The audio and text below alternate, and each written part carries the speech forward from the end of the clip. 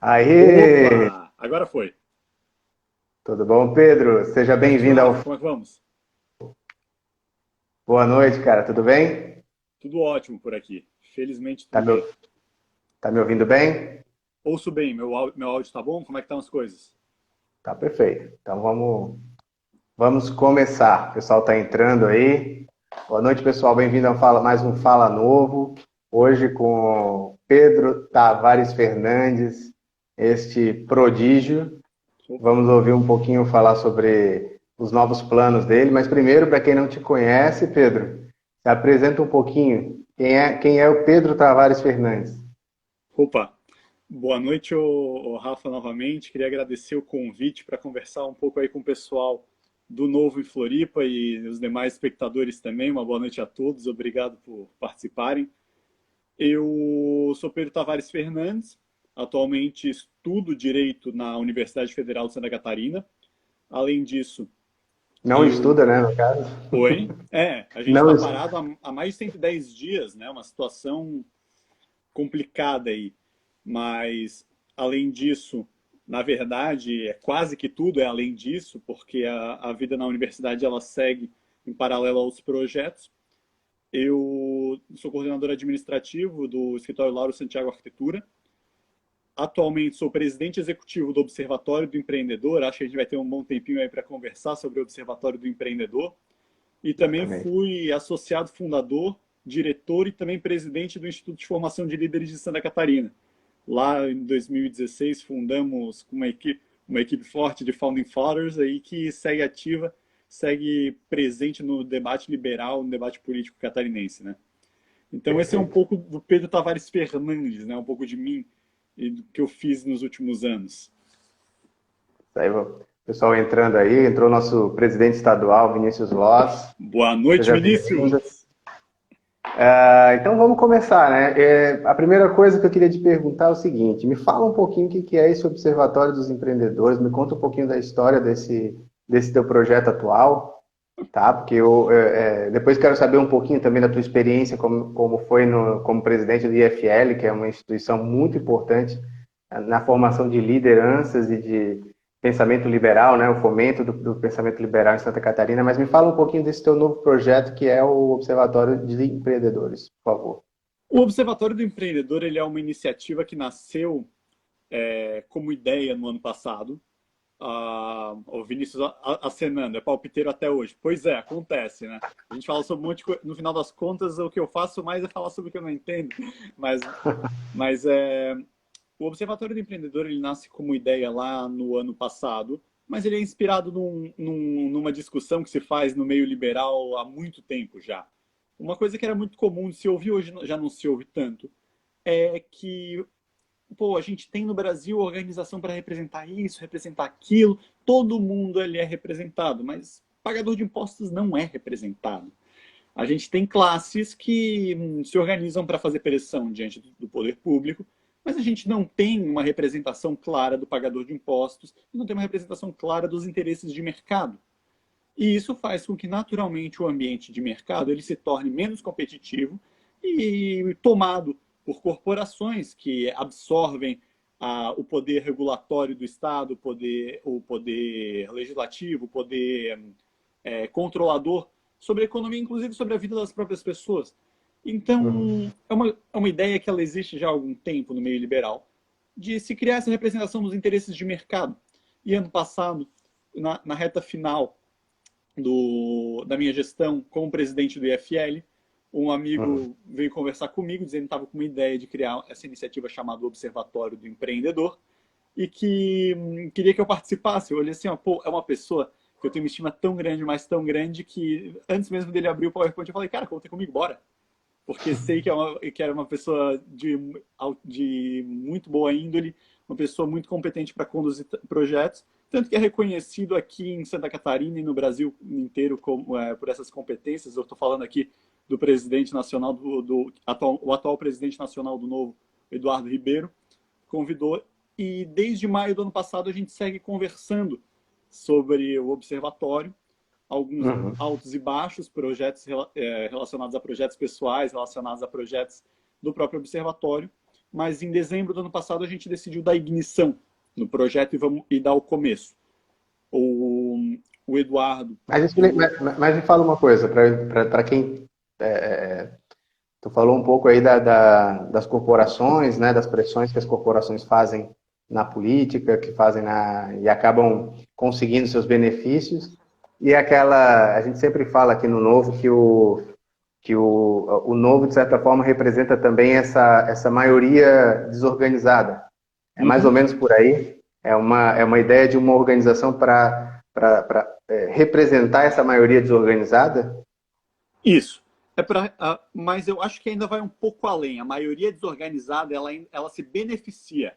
Nós representamos, sobretudo, os interesses de mercado, e agora eu falo um mercado livre, competitivo, e os interesses liberais. E as maiorias desorganizadas se beneficiam disso. Então, de certa forma, também representamos a maioria desorganizada, mas como um eixo estratégico a gente tem clareza que o Observatório do Empreendedor ele tem esse foco na promoção dos interesses de mercado e da promoção dos valores liberais. É uma cultura que ela precisa ser consolidada no Brasil e ela depende de iniciativas que atuam em paralelo, em conjunto, em parcerias e de forma estratégica. Porque no Brasil a gente não tem clareza a respeito do que é um livre mercado, o que é um mercado funcional, o que é um mercado isonômico. Então a gente precisa moldar também uma cultura institucional para isso. A gente precisa ter organizações privadas, públicas, partidárias e apartidárias, de classes ou de grandes grupos, voltadas a isso. E o objetivo do Observatório do Empreendedor é ter esse posicionamento estratégico como organização privada apartidária, que participa do debate público, criando coesão entre demais organizações privadas para representar os interesses de mercado. Então, E como é que vocês pretendem agir de fato? Assim, essa que é a pergunta, né? Porque o nome é Observatório do Empreendedor, pode passar de uma certa maneira uma ideia de que vocês vão representar a classe dos empreendedores, né? O que de certa forma é um pouco, não é contraditória a palavra, mas você entende meu ponto, né? Já que a gente está falando eu entendo o teu ponto, porque por um lado nós nos propomos a representar um interesse difuso, e o nosso nome ele adota, de certa forma, um grupo específico e concreto. Mas, na verdade, uma das coisas que ela é importante de destacar é que o empreendedor, eu gosto muito quando a gente vai trabalhar o conceito do empreendedorismo a partir do Israel Kirzner, aquele economista da tradição austríaca, que deve estar lá pelos seus 90 anos já, que ele vai destacar sobre o alerta empreendedor. O alerta empreendedor é aquela condição de alerta da pessoa sobre a possibilidade de criar uma solução que agrega valor às pessoas. E isso está presente no setor público, está presente no setor privado, isso está presente na grande empresa e na pequena empresa, isso está presente no pipoqueiro que vai na frente da escola vender pipoca, isso está presente no entregador que percebe que, olha, tem um restaurante aqui e tem um cara com fome aqui, eu vou fazer essa ponte. Então, qual é o principal ponto disso? O alerta empreendedor, ele não está necessariamente relacionado a uma classe, que é aquela classe que a gente imagina da classe empresarial, mas ele está relacionado a uma condição que todas as pessoas são capazes de desempenhar, que é essa de inovar e criar riqueza. Então, quando a gente fala de ser o observatório do empreendedor, é porque a gente é a instituição que vai estar atento aos incentivos, atento ao cenário sobre qual essas pessoas que desempenham o alerta empreendedor estão sujeitas. Então, não é tanto quanto uma classe, mas sim quanto uma condição, digamos assim, uma condição social, uma condição cidadã, da pessoa que agrega valor na sociedade, que gera riqueza. Tá, me dá um exemplo de como vocês vão agir, assim, de fato.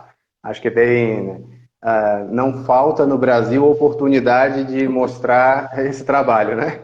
Então me dá se você tiver, claro, eu estou te pegando assim de contrapé, mas no contrapé, mas se você tiver um exemplo de algo que aconteceu agora, na vida real, e que caso o observatório... vocês vão, inclusive, lançar suas redes sociais amanhã, não é isso? Amanhã, dia Exatamente. 3 de julho de 2020, não é isso? 3 de julho de 2020, ao meio-dia. A gente vai lançar as Quais... nossas redes sociais, Facebook e Instagram.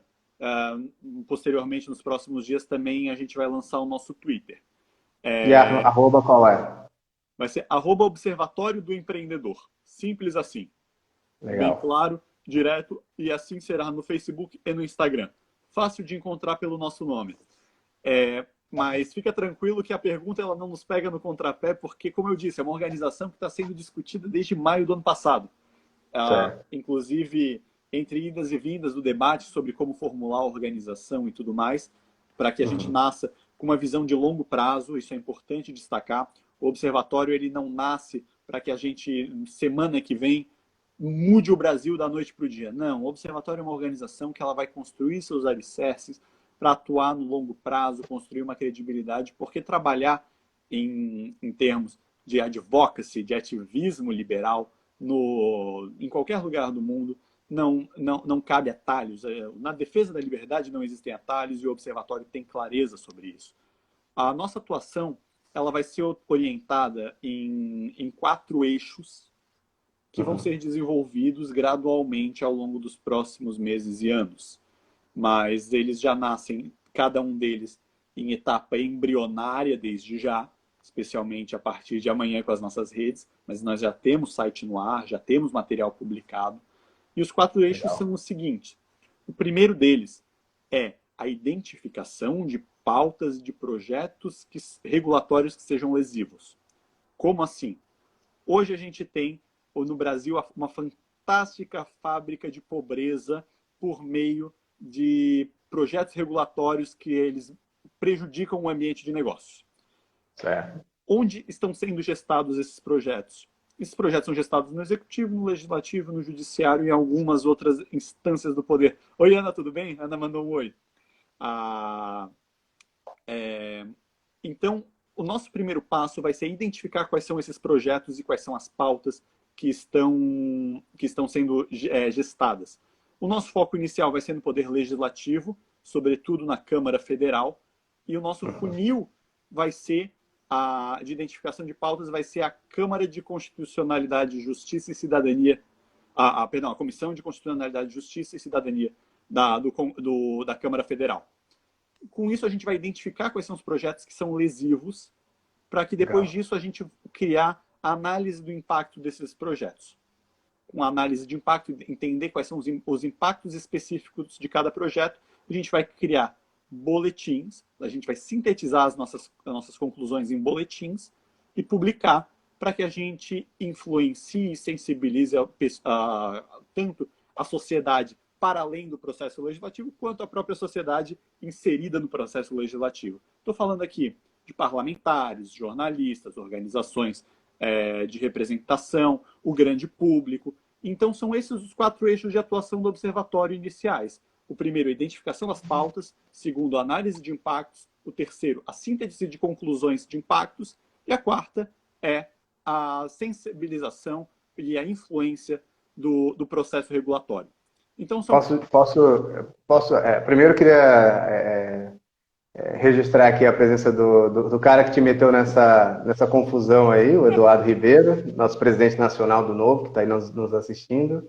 Quem quiser fazer alguma pergunta para o Pedro, faz aqui embaixo tem um local para fazer pergunta, como chamam, uma interrogaçãozinha, é só fazer essa pergunta aqui, ou então mesmo aqui depois a gente vai perguntar, tá? Sobre o observatório, sobre a passagem dele pelo IFL, mas... Pedro, você imagina que essas 4 etapas podem gerar uma espécie, vou chamar assim, de ativismo liberal, tendo em vista que muitas vezes as pessoas, no seu dia a dia, trabalhando, vivendo a sua vida, e as coisas são feitas para você não prestar atenção nelas, né? São feitas para serem complicadas, né? Tem gente aí, se não me engano, vai fazer um ano do que o pessoal tentou passar em 26 segundos, um aumento ali do Vale Refeição, a criação do Vale Refeição e aumento da verba de gabinete. Então, você acredita que o Observatório do Empreendedor ele teria essa função também de gerar esse ativismo na sociedade para agir pressionando o agente político? A primeira coisa que é importante de esclarecer sobre o debate político é que o debate político, de fato, ele tem essa característica encríptica de esconder alguns dos seus elementos, digamos assim, os seus elementos mais complicados, os mais desagradáveis. Mas uma das coisas que é importante é que o primeiro passo para reverter essa situação é botar a luz no debate. Uhum. A luz do sol, ela é provavelmente o melhor antisséptico da humanidade, assim, seja em termos regulatórios, seja em termos sanitários mesmo. A gente está falando de um aspecto muito importante.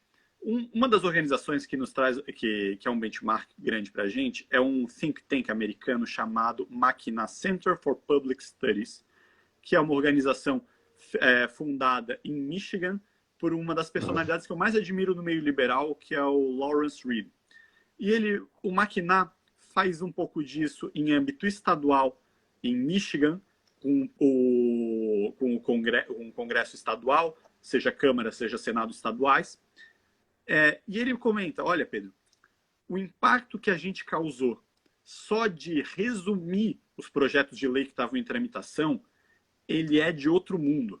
Eles têm uma iniciativa chamada Michigan Votes, que a gente vai começar a fazer aqui no Brasil. O Observatório vai fazer uma iniciativa semelhante no Brasil, que é voltada... Ele teve no IFL aqui, não teve?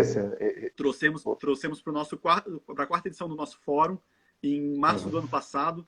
A palestra está gravada no YouTube para aqueles que tiverem interesse em ouvir. Falou um pouco sobre os benefícios do livre mercado e da livre competição. E ele comenta que essa iniciativa do Michigan Votes, só por traduzir, esclarecer sobre o que se tratam os projetos de lei, identificar quem são beneficiados e prejudicados, o perfil dos projetos propostos e o comportamento dos legisladores mudou. Ele falou que depois de alguns anos fundando o Michigan Votes, eles passaram a receber ligações de pessoas, de parlamentares perguntando: pô, mas esse projeto aqui, como é que vocês vão encarar? Então, vocês vão bater ou vocês não vão bater? Isso. Vocês vão bater nele ou vocês vão deixar passar? Não, e não é nenhuma questão de bater. Isso que é interessante. Eles não batem. Eles só traduzem o que está ali dentro do projeto de lei. Eles só jogam luz. E as pessoas começaram a ficar conscientes, os jornalistas começaram a ler os boletins do Michigan Votes para saber o que se tratava de um projeto de lei. E o Observatório, uma das coisas que ele vai fazer vai ser isso. Inclusive, se vocês acessarem o nosso site, oemp.org.br, repito, oemp.org.br, vocês já vão encontrar alguns boletins que nós prezamos por fazer isso. Um resumo ali curto, do tamanho de um tweet, sobre o que se trata cada projeto de lei. Para que a pessoa não tenha que entrar no site da Câmara, abrir o projeto, ler todos os dispositivos, correr o risco de não entender, porque os dispositivos podem estar escondendo. Altera o artigo tal da lei tal. Isso não me interessa. Eu quero saber se, no final das contas, vai ficar mais fácil ou mais difícil de abrir um negócio. E é isso que a gente vai fazer. A gente vai traduzir, analisar o impacto e publicar esse impacto. Então, vou trazer um pouquinho para a realidade aqui de Florianópolis, né? A gente teve ano passado o que a gente chamou de Novo Soluções, que na verdade era a gente estava preparando o nosso plano de governo, fizemos comissões ali e específicas de cada área, e algumas precisavam, e algumas dessas comissões precisavam de informações. E aí é a hora que você enxerga como tudo é feito. Primeiro, você não tem os dados quando vêm são fotos feitas PDF para você não poder tabular, para você não ter a mais dificuldade de compreender. E tudo isso é um aspecto negativo, né? Porque o cidadão e essas instituições têm muito mais trabalho para poder lançar luz ao debate. Mas uma coisa que você trouxe, uma coisa é o ativismo, eu acho que isso é interessante, a gente precisa desse tipo de instituição para gerar esse ativismo frente aos legisladores, esse medo, né? Eles precisam, de certa forma, ter um certo temor da sociedade naquilo que eles vão propor. Mas tem um aspecto que eu acho interessante, que eu não sei se vocês também estão levando em consideração, que é a tradução da intenção da lei e do resultado da lei. Eu acho que isso é um aspecto que pode ser muito importante para a educação mesmo, né? A educação política, a educação da sociedade frente ao que é uma lei que tem boa intenção e péssimos resultados, né? O que você pode falar sobre isso em relação ao observatório?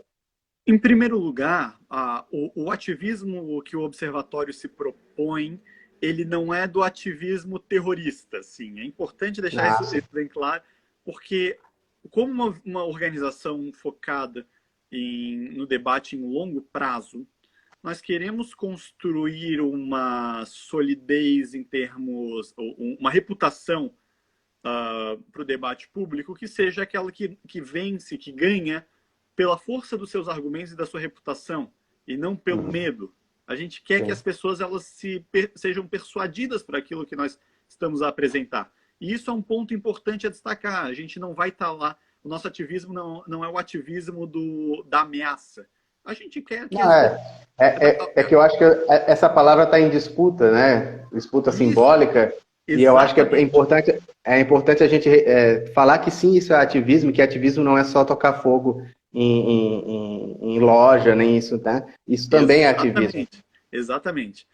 E então é esse tipo de ativismo que o observatório se propõe, de mobilizar as pessoas ao convencimento, à persuasão justa e qualificada. Poxa, pô, Vini, aterrorizar nada, a gente aqui acreditamos na paz. E sobre o primeiro ponto que mencionasse foi esse relacionado ao ativismo, perdão, agora eu me perdi. Não, E a outra essa qualidade de explicar às pessoas, porque olha só, um legislador que fala, olha, eu vou te dar R$ 1.000 por mês, entende? Eu vou fazer uma lei para te dar R$ 1.000 por mês. Para uma população que não compreende o que é uma lei, é ótimo, a intenção é fantástica. Então, se o trabalho de vocês, se vocês pensam nessa educação para diferenciar o que é a intenção e o que é o resultado de uma lei. Com certeza. A distinção realmente entre as intenções e o resultado real é algo que, inclusive, os nossos relatórios atuais, boletins, eles já trazem. Um dos Uhum. projetos, por exemplo, que nós trazemos aqui, que já está disponível no nosso site, é um que proíbe, por exemplo, fabricantes de laranja, perdão, fabricantes de derivados de laranja a produzir com mais de 50% de laranja oriunda de plantio próprio.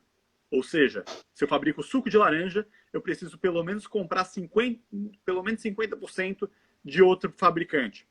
Pô, qual é a ideia de quem propôs esse projeto? A ideia quem propôs esse projeto é favorecer o pequeno produtor, porque hoje tem na verdade, a produção de derivados de laranja no Brasil ela é concentrada em 2, 3 grandes produtores. Mas ele não Uhum. percebe que há uma queda muito grande na produtividade dessas pessoas que, por estarem já inseridas numa cadeia própria de logística e produção, elas reduzem custos para as pessoas. Então, as boas intenções do legislador se traduzem em aumento de custos para a população.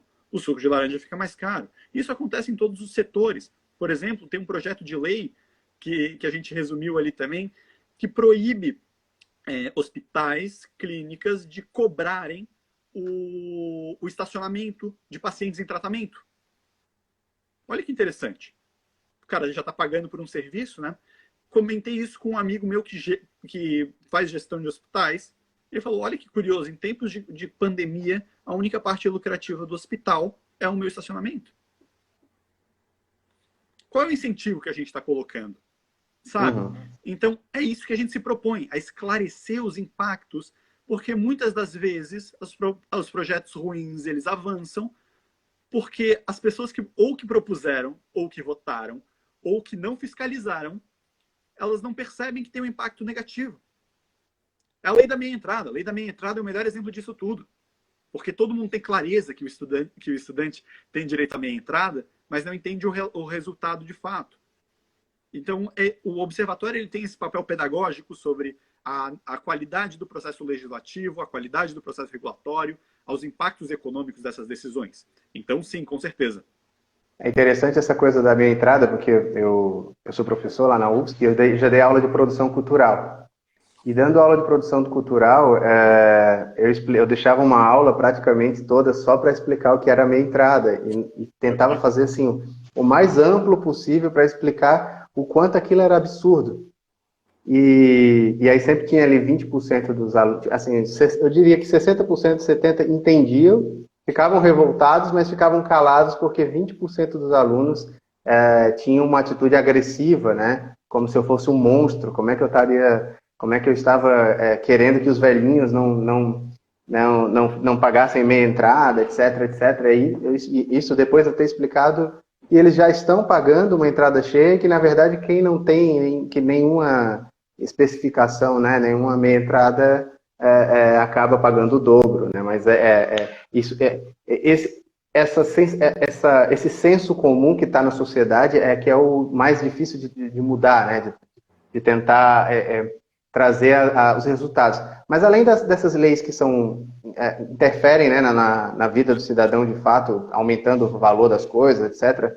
Vocês também vão tratar das leis inúteis, assim, por exemplo, data comemorativa, esse excesso de leis que nem não servem para nada. Vamos falar sobre isso também?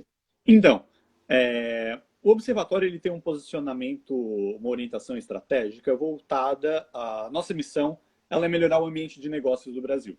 Então a gente vai atacar estrategicamente, na verdade, aqueles projetos que eles têm maior impacto. Naturalmente, a gente tem restrição de recursos, a gente tem restrição de tempo, então a gente vai optar sempre atacar por ordem de impacto do projeto. E é natural que os projetos que criem obrigações, por exemplo, aos empreendedores, objetos que criam obstáculos a esse alerta empreendedor que eu destaquei agora há pouco, eles vão ter mais prioridade.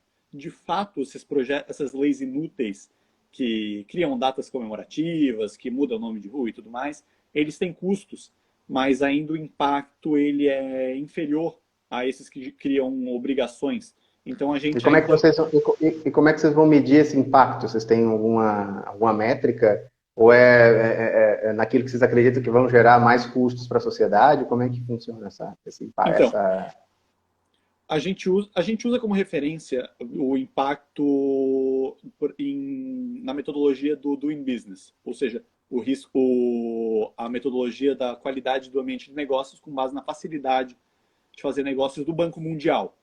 Então, a gente, em uma leitura, uma inspeção prévia de vários projetos de lei, a gente separa aqueles que estão relacionados à métrica do Banco Mundial daqueles que não estão. Então, legal, o nosso filtro inicial ele é dos critérios do Banco Mundial. Depois disso, os impactos, como a análise de impactos ela é posterior à identificação de pauta, os projetos que são trabalhados, a gente não tem como ter um cálculo de impacto a priori. A gente precisa analisar projeto por projeto. Esses projetos são analisados com base na identificação inicial, na triagem inicial. Então, assim, a gente seleciona os projetos de lei com base nos 11 critérios do Doing Business, que na verdade são 10, e tem um critério oculto relacionado à contratação de empregados que não gera pontuação no ranking, mas que é avaliada também. Então, a gente faz essa triagem com base nos critérios do Doing Business, do Banco Mundial. Legal, legal. Mas no fim das contas, para resumir para quem está vendo e para quem vai ver depois, tem a ver com o tamanho do impacto no bolso do cidadão, correto?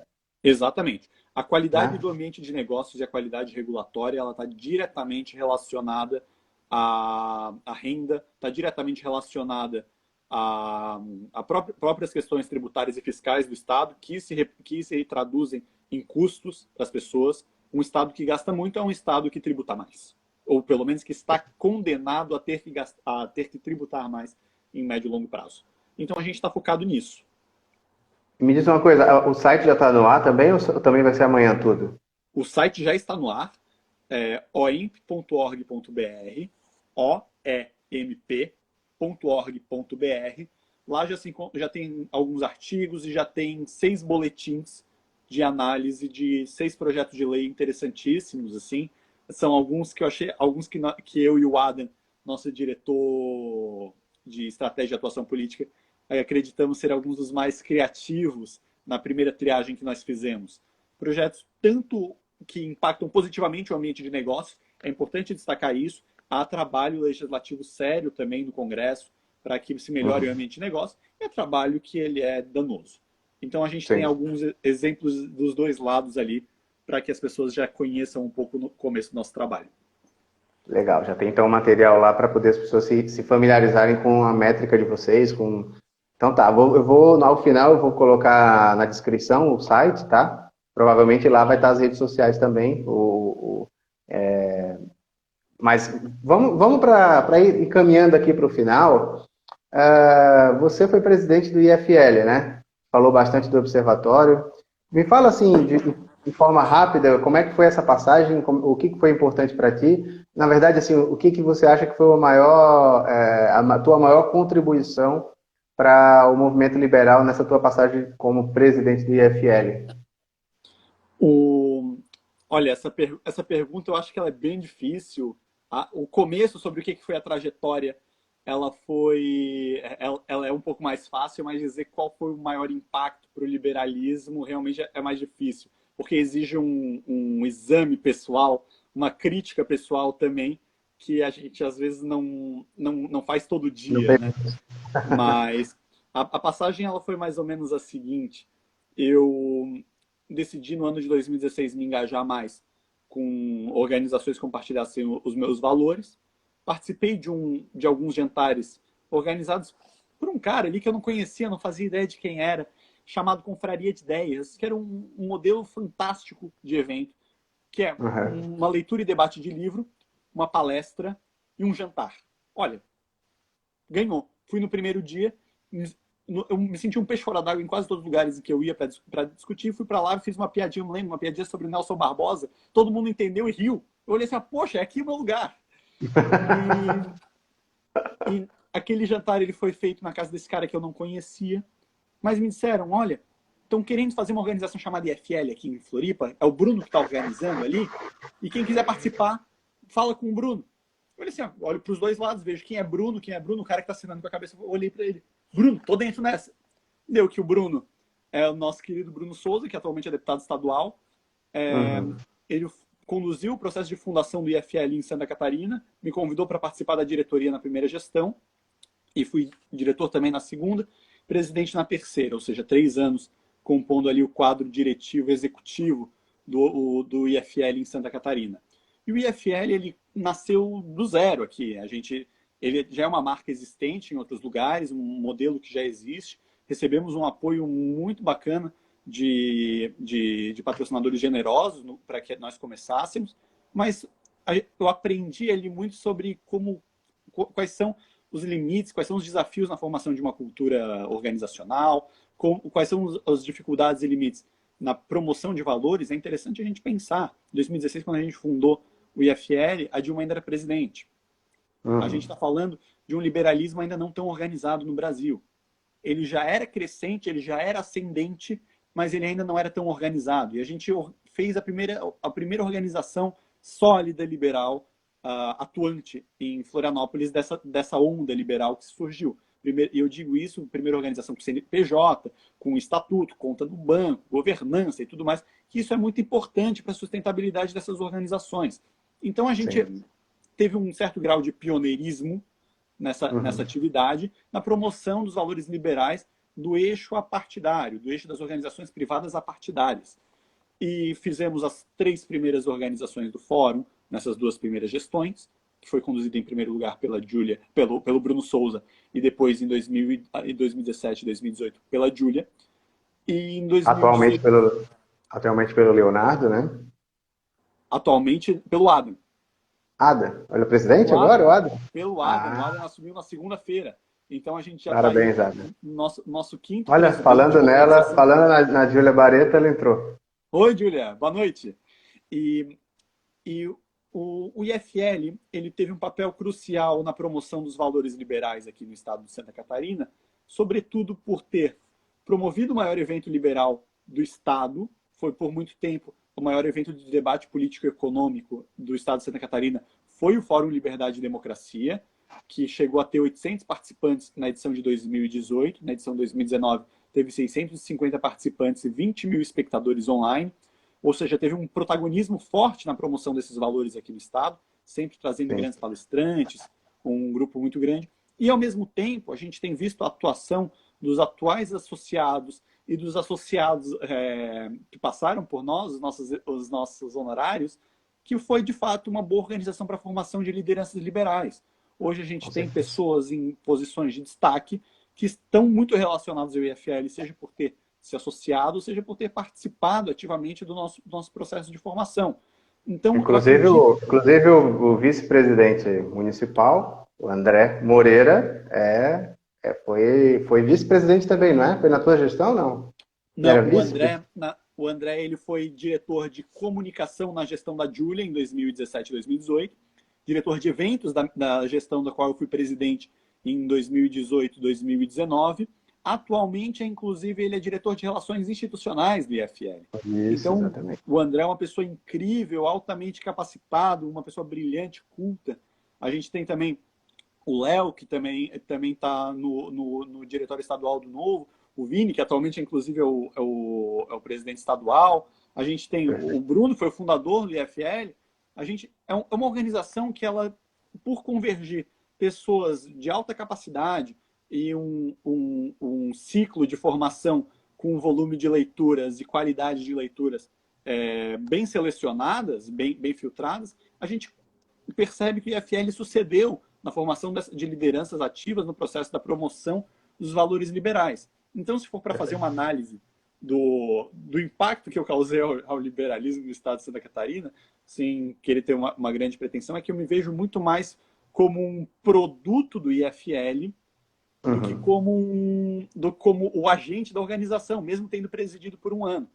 Mas eu acredito que a consolidação do IFL enquanto organização privada no estado de Santa Catarina, quanto organização que dialoga institucionalmente com outras organizações e em termos de relações do IFL com demais organizações pelo Brasil, talvez tenha sido um mérito dessa gestão conduzida ali em 2018 e 2019, muito herdada de um trabalho duro das gestões anteriores. É importante dizer que nada foi feito que não tenha sido iniciado pelas demais gestões e que felizmente foi continuado. O Léo teve um trabalho brilhante em continuar esse diálogo com outras organizações, consolidou parcerias importantíssimas para o IFL, inclusive com a nova gestão agora do Adam, desejando todo sucesso e com toda certeza que vai ter a capacidade de continuar a fazer essa organização crescer.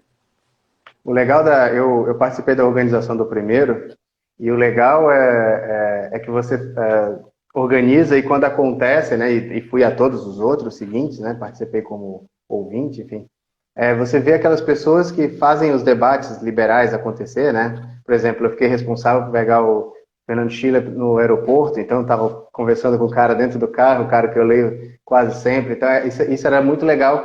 Tem alguma história curiosa que você gostaria de contar assim que possa ser uma história de bastidor assim do IFL, do fórum principalmente?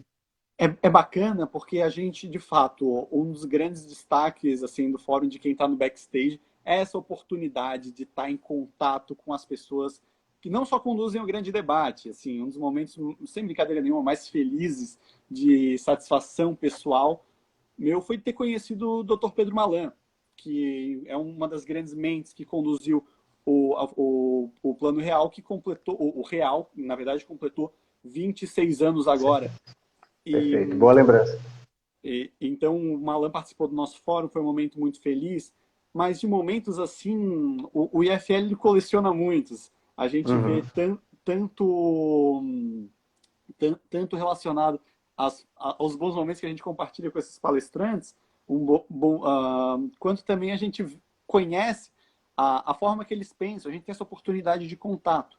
Então, se for para pensar algumas histórias, assim, ter conhecido o Malan para mim foi pessoalmente muito marcante.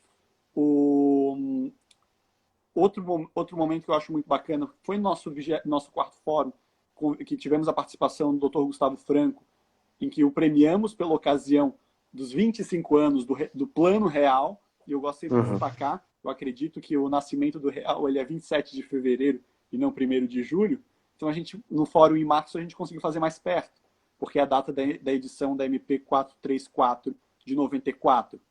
Mas as histórias relacionadas aos palestrantes, assim, talvez as mais interessantes sejam aquelas que eles comentam de histórias de backstage, e como são backstages deles e não nossos, daí também eu não tenho o entitlement para comentá-los aqui. Eu posso dizer uma, que eu não vou dizer de quem, mas que um falou assim, eu queria que não gravasse, porque aqui eu queria ficar mais solto. Eu tenho que me segurar muito escrevendo para jornal grande, falando, fazendo comentário. Aqui eu quero ficar mais solto, então vou pedir para vocês não gravarem a palestra. Isso é legal, né? Você vê que num fórum da liberdade, de fato, eles se sentem livres para falar um pouco além do que quando eles estão ali fazendo o grande debate numa TV aberta, num jornal, né? E uma das grandes marcas, ao meu ver, do IFL é ter uma reputação sólida como vetor dos valores liberais, a ponto de que quando esses palestrantes recebem o convite, ao perceber que tem ali a marca do IFL, eles se sentem tranquilos em aceitar o convite. E eu acho que é um dos grandes méritos da organização, é isso. E o trabalho de todos aqueles que tiveram para preservar essa reputação. Então eu sempre gosto de destacar isso. Que dure bastante tempo, é preciso. Mas assim, vamos chegar no final. Faz as tuas últimas palavras aqui pra gente. Repete as redes sociais e a página. Depois eu vou colocar na descrição do vídeo. Mas te despede aí do pessoal. Opa! Não, eu realmente queria agradecer novamente pelo Novo em Floripa, pelo convite. Admiro bastante o trabalho que tem sido desempenhado. Eu sempre fui muito envolvido com as organizações apartidárias.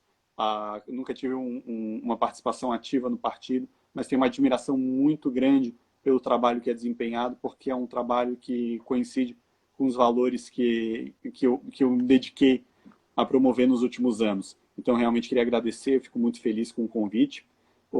Na manhã, às 12 horas, ou seja, meio-dia, serão lançadas as redes sociais, Facebook e Instagram do Observatório do Empreendedor. Fácil de encontrar, será @Observatório do Empreendedor.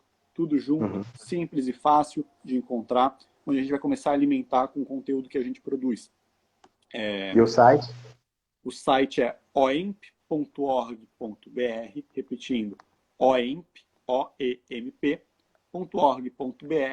onde a gente bota os nossos boletins, os nossos artigos, nosso conteúdo, nosso diretório de conhecimento, quem somos, qual é a nossa equipe. Em breve a gente vai ter lá disponibilizar também, inclusive, nosso estatuto, nosso código de ética, porque um dos valores que nós prezamos é a transparência, não temos o que esconder, é uma organização privada, alimentada de um trabalho sério aí, que não tem nada a esconder. Então o Observatório vai lançar amanhã as suas redes, convido todos a acompanharem, e acompanharem o nosso trabalho como um todo também, os boletins, e na medida do possível, se encontrarem algum projeto ali que considerarem importantes levar adiante, compartilhem. É legal, compartilha. Deixa a tua rede social também aí, fala para as pessoas enviarem, caso elas encontrem aí um projeto pelo caminho que vai causar um impacto negativo na sociedade. Como é que elas chegam em contato, como é que elas entram em contato contigo? Elas podem entrar em contato tanto institucionalmente com o próprio observatório, pelas páginas que serão lançadas, pelo e-mail contato@oemp.org.br, ou também me mandar em qualquer uma das minhas redes sociais. Meu Instagram é @PedroTavaresF, o meu Twitter é @PTFPedro, ou meu Facebook, Pedro Tavares Fernandes. Estou totalmente à disposição, porque o Observatório tem sido o projeto no qual tenho mais colocado energia. Então, seja um perfil pessoal, seja um perfil institucional, eu estou às ordens, eu e a equipe do Observatório, para realmente trabalhar pela melhoria do ambiente de negócios no Brasil. Valeu, Pedro. Muito obrigado mais uma vez por ter aceitado o convite e até a próxima, cara. Um abraço e por sucesso. Eu que agradeço pelo convite, Rafa. Parabéns pelo trabalho que tem sido desempenhado. Ano de 2020 é um ano completamente adverso, e tenho visto o trabalho que tens feito, que a equipe do Novo aqui em Floripa tem feito, e eu mesmo desejo sucesso, realmente. Vai ser um ano, embora muito difícil, um ano também de muitas conquistas. Sem dúvida. Um abraço, gente. Até a próxima.